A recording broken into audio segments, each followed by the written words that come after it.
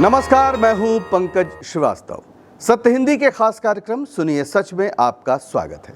आज बात करेंगे पाकिस्तान के खिलाफ हालिया मिलिट्री ऑपरेशन के दौरान भारतीय सेना का चेहरा बनी कर्नल सोफिया कुरैशी और उन पर किए गए घृणित हमले की। आखिर क्यों मध्य प्रदेश सरकार के एक मंत्री ने कुरैशी को आतंकियों की बहन कह दिया? आखिर तमाम कुर्बानियों के बावजूद मुसलमानों की देशभक्ति पर संदेह क्यों किया जाता है? क्यों भारतीय जनता पार्टी और आरएसएस के समर्थकों की नजर में हर मुसलमान का कोई न कोई पाकिस्तानी कनेक्शन जरूर होता है? क्या यह समझ पाकिस्तान बनाने वाले मोहम्मद अली जिन्ना के विचारों पर चलना नहीं है? मिलेंगे इन तमाम सवालों के जवाब अगर आप ये वीडियो पूरा देखेंगे। तो शुरू करते हैं इस तस्वीर से। ये तस्वीर, इसमें ये मंत्री विजय शाह हैं, भारतीय जनता पार्टी की जो सरकार है मध्य प्रदेश में, ये वहाँ पर मंत्री हैं, लंबे समय से मंत्री हैं। और महू में एक सार्वजनिक सभा के दौरान उन्होंने पाकिस्तान के खिलाफ जो हालिया सैन्य कार्रवाई है उसका जिक्र करते हुए जो कहा, वो करोड़ों देशभक्तों के सीने में खंजर की तरह धंसा है। उन्होंने इशारों में मुसलमानों पर बेहद घटिया टिप्पणी करते हुए भारतीय सेना की पहचान बन चुकी कर्नल सोफिया कुरैशी को लेकर कुछ ऐसा कहा जिसे बर्दाश्त नहीं किया जा सकता। उन्होंने क्या कहा, यह सुन लीजिए एक छोटा सा हिस्सा। जिन कटे फटे लोगों ने हमारी बेटियों के सिंदूर उजाड़े, मोदी जी ने उनकी बहन को भेजकर ही उनकी ऐसी तैसी करवा दी। ये बयान ऑपरेशन सिंदूर के संदर्भ में था, ये समझना मुश्किल नहीं। और आतंकी की बहन कहा कर्नल सोफिया कुरैशी को, जो इन दिनों भारतीय सेना का प्रतीक चेहरा है। ये हाल है 9 बार के विधायक और लंबे समय से मंत्री पद संभाल रहे विजय शाह का। अंदाजा लगाया जा सकता है कि आम भारतीय जनता पार्टी का कार्यकर्ता क्या सोचता होगा। इसके कारणों पर भी हम चर्चा करेंगे, लेकिन पहले बात करते हैं कर्नल सोफिया कुरैशी की, जिन्हें आतंकियों की बहन या उनके समाज की बेटी कहा गया। उनके, ध्यान रखिए क्या कहा, अभी बात करते हैं। ये तस्वीर देखिए पहले। ये तस्वीर जब ऑपरेशन चल रहा था उस समय बार बार हमारे सामने आ रही थी। विंग कमांडर व्योमिका सिंह, यहाँ पर हमारे जो विदेश सचिव विक्रम मिस्री और कर्नल सोफिया कुरैशी, ये बार बार हमारे सामने आकर भारतीय सेना के शौर्य और साहस का बयान करती थी। ये बताती थी कि भारत किस तरह से ये कार्रवाई कर रहा है। आज ये तस्वीर घर घर में पहचानी जाती है। विंग कमांडर व्योमिका सिंह और कर्नल सोफिया कुरैशी को भी पूरा देश पहचानता है। इन्हें जिम्मेदारी दी थी सेना ने, जानबूझकर दी थी। वजह था पाकिस्तान का सेनाध्यक्ष, वहाँ के सेनाध्यक्ष आसिम मुनीर ने कुछ दिन पहले कहा था कि हिंदू और मुसलमान साथ नहीं रह सकते। लेकिन ये तस्वीर बता रही है कि भारत में हिंदू और मुसलमान साथ रह ही नहीं सकते, ज़रूरत पड़ने पर दुश्मन से एक साथ मिलकर लड़ भी सकते हैं। पाकिस्तान ने कहा था कि भारतीय सेना ने मस्जिदों को निशाना बनाया और इस पर बहुत जोर दिया था, और तब जवाब देने के लिए कर्नल सोफिया कुरैशी आगे आईं और उन्होंने जो कहा उसकी गूंज लंबे समय तक सुनाई पड़ेगी। 10 मई 2025 को विदेश सचिव विक्रम मिस्री और विंग कमांडर व्योमिका सिंह के साथ प्रेस कॉन्फ्रेंस संबोधित करने आई कर्नल सोफिया कुरैशी ने क्या कहा, एक बार हम फिर से उसे दोहराना चाहेंगे। कर्नल सोफिया कुरैशी ने कहा, मैं ये स्पष्ट करना चाहती हूं कि भारत एक सेकुलर देश है और हमारी सेना हमारे संवैधानिक मूल्यों का पालन करती है। हमने किसी भी धार्मिक स्थल को निशाना नहीं बनाया। पाकिस्तान ये कहना चाहता था कि मस्जिदों पर हमला किया गया है, इस पूरी लड़ाई को एक धार्मिक एंगल दे रहा था। कर्नल सोफिया कुरैशी ने उसके इस प्रयास पर पानी फेरा और एक और गंभीर बात कही जिसे पूरे देश को बार बार सुनना चाहिए। कर्नल सोफिया कुरैशी ने क्या कहा, भारत एक सेकुलर देश है और उसकी सेना भारत के संवैधानिक मूल्यों का एक सुंदर प्रतिबिंब है। तो जो लोग लगातार सेकुलरिज्म पर सवाल उठाते हैं, कहते हैं कि संविधान से इस सेकुलर शब्द को हटा देना चाहिए, उन्हें समझ लेना चाहिए कि भारतीय सेना सेकुलर संविधान से बंधी हुई है, उसकी रक्षक भी है। और कहीं ऐसा ना हो कि उनके निशाने पर यानी सेना के निशाने पर ऐसे लोग भी आ जाएं। कर्नल सोफिया कुरैशी कौन है, ये भी हमें जानना चाहिए।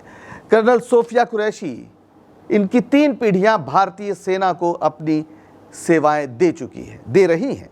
इनके पति भी भारतीय सेना में मेजर हैं। कर्नल सोफिया भारतीय सेना के सिग्नल कोर की एक वरिष्ठ अधिकारी हैं।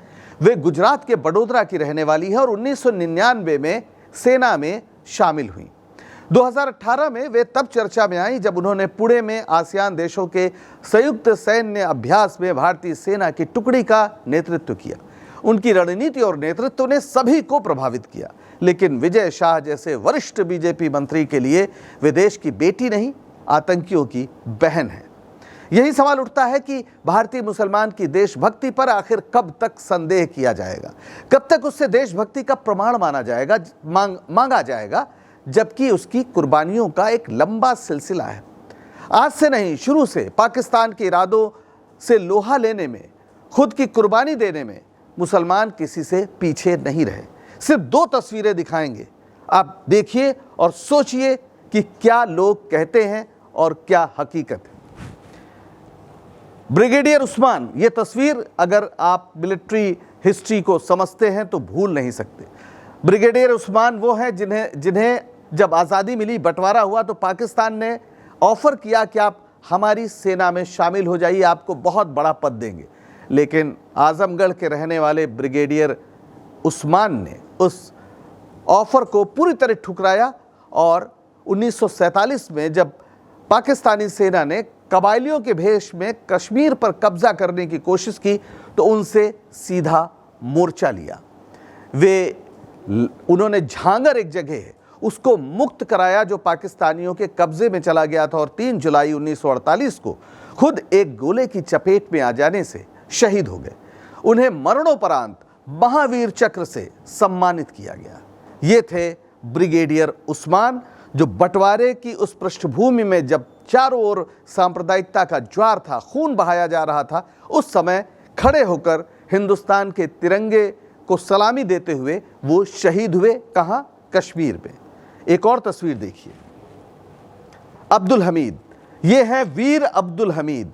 आजकल वीर कई लोगों के नाम के आगे लगता है जिन्होंने अंग्रेजों से माफी भी मांगी, लेकिन ये हैं वीर अब्दुल हमीद, असली वीर।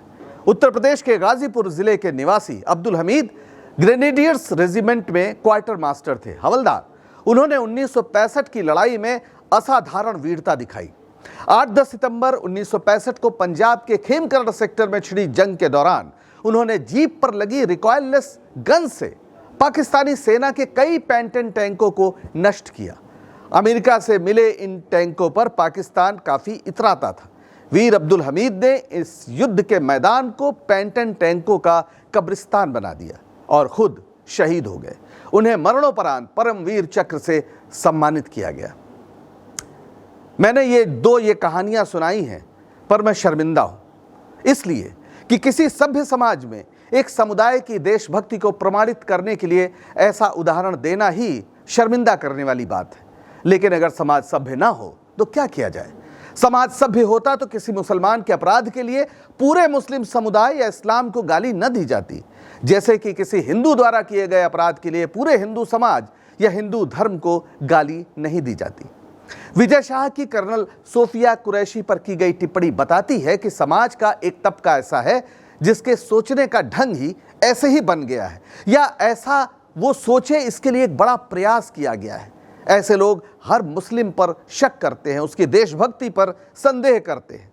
शहीद होने पर ही शायद वे किसी मुसलमान को देशभक्त मानते हों, जबकि खुद गाली गलौज करें, चोरी बेईमानी करें, घूस लें, मिलावट करें, हर हाल में लेकिन वो देशभक्त ही रहेंगे। मोदी राज में ऐसे लोग संगठित होकर एक शक्ति बन गए हैं। ऐसे लोगों ने देश का क्या हाल बना रखा है, जरा इस तस्वीर से भी समझिए। यह तस्वीर अपने पति विनय नरवाल के शव के साथ विलाप कर रही हिमांशी नरवाल की तस्वीर है। हरियाणा के रहने वाले विनय नौसेना में लेफ्टिनेंट थे और शादी के 6 दिन बाद पत्नी के साथ कश्मीर घूमने गए थे, जहां 22 अप्रैल को आतंकियों ने उनकी हत्या कर दी। यह तस्वीर राष्ट्रीय शोक का प्रतीक है। इसको देखकर आपके दिल में एक अजब दर्द की लहर उठती है। लेकिन जब पहलगाम हमले के बाद देश के कई हिस्से में मुसलमानों पर हमले हुए, कश्मीरियों पर हमले हुए, तो हिमांशी ने विनय के जन्मदिन के दिन यानी 1 मई को करनाल में आयोजित एक रक्तदान शिविर के दौरान एक अपील की। उन्होंने क्या कहा, सुनिए। हिमांशी नरवाल ने कहा, मैं देख रही हूं कि मुस्लिमों और कश्मीरियों के खिलाफ नफरत बढ़ रही है। हम ये नहीं चाहते, हम केवल शांति चाहते हैं। बेशक हम न्याय चाहते हैं। जिन लोगों ने उनके साथ गलत किया उन्हें सजा मिलनी चाहिए। इस बयान के बाद सोशल मीडिया पर हिमांशी की अपील को कुछ लोगों ने जिहादियों का समर्थन, हिंदू विरोधी और न जाने क्या क्या कहा। उनकी ट्रोलिंग शुरू हुई, जबकि हिमांशी ने जो कहा वो इंसानियत की मिसाल है। यह भी हकीकत है कि कश्मीरी मुसलमानों ने तमाम सैलानियों को आतंकियों से बचाया। टट्टू चलाने वाले सैयद आदिल हुसैन नाम के एक नौजवान ने एक आतंकी की बंदूक छीनने की कोशिश की और जान से हाथ धो बैठा। आतंकियों ने उसे गोली मार दी। कश्मीरी मुसलमानों ने कैसे उस समय मदद की थी, ये बात तमाम सैलानी बता रहे थे, जो सोशल मीडिया पर खूब अभी भी आप देख सकते हैं। पूरा कश्मीर आतंकियों के खिलाफ सड़क पर उतर पड़ा था। लेकिन बाकी देश में इस घटना के बाद मुसलमानों के खिलाफ एक अभियान चलाया गया। हिमांशी ने इसे गलत ठहराया तो ट्रोल हुई। यहां तक कि कर्नल सोफिया कुरैशी की प्रेस कॉन्फ्रेंस में आना भी कई लोगों को अच्छा नहीं लगा।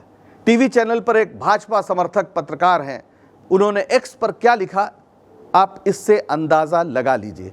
हम उनका नाम नहीं देंगे, लेकिन एक्स पर उन्होंने जो लिखा वो पढ़िए। विंग कमांडर व्योमिका सिंह और कर्नल सोफिया कुरैशी हमारी वीर बेटियां हैं, लेकिन फ्रॉड सेकुलर ऑप्टिक्स के चक्कर में उनसे प्रेस वार्ता कराना मुझे कभी ठीक नहीं लगा था। युद्ध काल था इसलिए टिप्पणी नहीं की।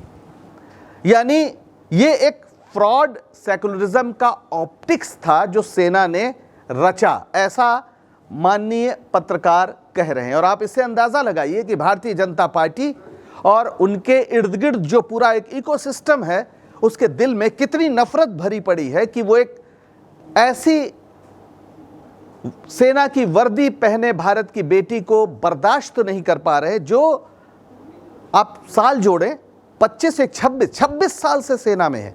1999 में वो सेना में आई थी। उन्हें वो मंच पर देखना भी बर्दाश्त नहीं कर पा रहे। कभी आपने सोचा कि पाकिस्तान का भारत से झगड़ा क्या है और कश्मीर पर वो दावा क्यों करता है? एक तस्वीर देखिए, मोहम्मद अली जिन्ना और ये पाकिस्तान का नक्शा, जिसका मुकदमा उन्होंने लड़ा। बैरिस्टर जिन्ना ने जीत भी लिया, ऐसे सहयोग बने, लेकिन जब मरे तो इस अफसोस में मरे कि उन्होंने एक बड़ी गलती कर दी। दरअसल पाकिस्तान इसी सोच पर बना कि हिंदू मुसलमान 2 राष्ट्र हैं। जिन्ना की द्विराष्ट्रवाद की इसी थ्योरी को पिछले दिनों पाकिस्तान के सेनाध्यक्ष जनरल आसिम मुनीर ने दोहराया था। बंटवारे के समय कश्मीर पर वो इसी आधार पर दावा कर रहा था कि वहां मुस्लिम बहुसंख्यक हैं, लेकिन भारतीय नेतृत्व ने इसे कभी स्वीकार नहीं किया।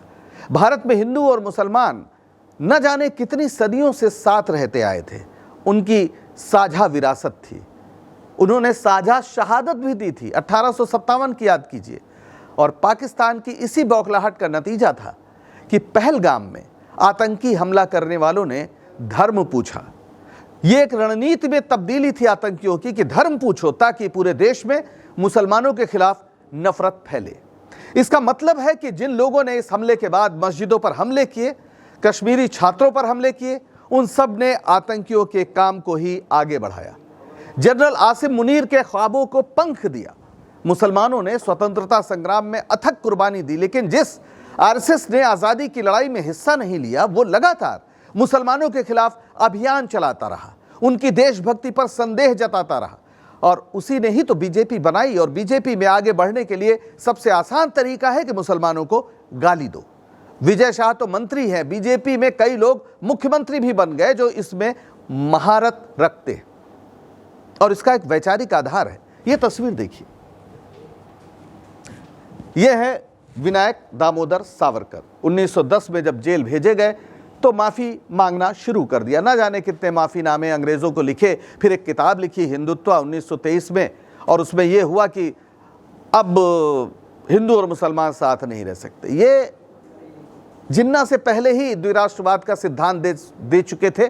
1937 के अहमदाबाद के हिंदू महासभा अधिवेशन में अंग्रेज़ों ने इनकी काफ़ी तारीफ की, इनको जेल से बाहर किया और इन्हें हर महीने 60 रुपये उस समय एक भत्ता भी दिया जाता था। इन्होंने क्या कहा? इन्होंने अपनी किताब हिंदुत्व में साफ कहा कि जो भारतीय हैं उनके लिए जरूरी है कि पुण्य भूमि और पवित्र भूमि दोनों भारत में हों। पुण्य भूमि और पवित्र भूमि, ये हिंदुत्व जो उनकी किताब है उसमें उन्होंने लिखा, पुण्य भूमि यानी जिसको आप अपना एक मानते हैं, जहां पर श्रद्धा रखते हैं, और पितृभूमि दोनों यानी जहां आप पैदा हुए। तो पुण्य भूमि और पितृभूमि दोनों भारत में होना जरूरी है, तभी आप भारतीय हैं। इसका मतलब क्या हुआ? इसका मतलब है कि जिनकी पुण्य भूमि बाहर है, मसलन जो हज करने जाते हैं या वेटिकन पर जो श्रद्धा रखते हैं, वो फिर भारतीय नहीं हो सकते। ये सिद्धांत उन्होंने दिया। और एक और हैं जनाब आरएसएस के दूसरे सरसंघचालक एमएस गोलवलकर। इन्होंने अपनी पुस्तक बंच ऑफ थॉट्स में गैर हिंदुओं से ये अपेक्षा की कि वे हिंदू संस्कृति को अपना लें या फिर दूसरे दर्जे के नागरिक के रूप में रहें। यानी हिंदू राष्ट्रवाद की बात करने वालों ने मुस्लिमों के खिलाफ ये अभियान यूं ही नहीं चलाया हुआ है। इसी विचार को वो प्रसारित करते हैं और इसी से प्रभावित होते हैं। इसी वजह से सेना की वर्दी पहनने वाला मुसलमान भी उन्हें आतंकियों का रिश्तेदार लगता है। ऐसे लोग सेकुलरिज्म पर लगातार हमला करते हैं, पर सेना ने बता दिया है कि वो पूरी तरह सेकुलरिज्म के सिद्धांत से बंधी है, संविधान से बंधी है। यानी मुसलमानों के खिलाफ संगठित अभियान चलाने वाले, उनके खिलाफ नफरत फैलाकर वोट बटोरने वाले भारतीय संविधान और भारतीय सेना के भी दुश्मन हैं। तिरंगा जुलूस निकाल देने भर से यह हकीकत बदलने वाली नहीं है। आज के लिए बस इतना ही। आशा है सच बताने का हमारा यह कार्यक्रम आपको पसंद आ रहा होगा। लाइक कीजिए, शेयर कीजिए, सब्सक्राइब करिए और सत्य हिंदी का ऐप भी डाउनलोड कीजिए। अब दीजिए इजाजत और बने रहिए सत्य हिंदी के साथ। नमस्कार।